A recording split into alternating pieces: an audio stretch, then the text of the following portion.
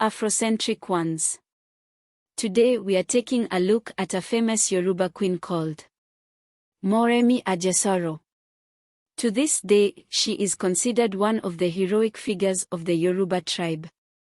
She was one of the wives of Oramian Omoluabi Odid, who was the son of Odojowa, the first king of Ile-Ife. Her and her husband had one child, a son. Her father was Lukagba, and he was a hunter. The story goes like this. The people of Ile-Ife had spent years dreading the forest people. They even considered them to be spirits, as they'd often invade their lands covered in raffia leaves. The forest people would attack Ile-Ife during market days. One day the brave Queen Moremi decided that she had had enough. She was not going to sit around and continue watching her people being frustrated and ambushed by the forest people. So she came up with a plan. She needed to know the secrets of her enemies.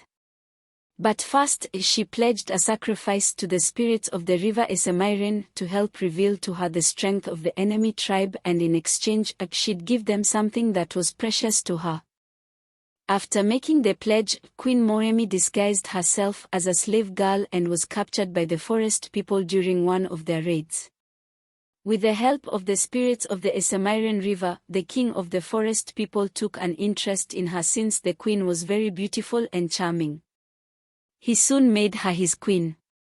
As queen of the Igbo people, Moremi's #1 goal was to gain the trust of the king and his army, then spy on them and find out the source of their strength. She wanted to know their strategies and secrets so she could take that knowledge back to her people.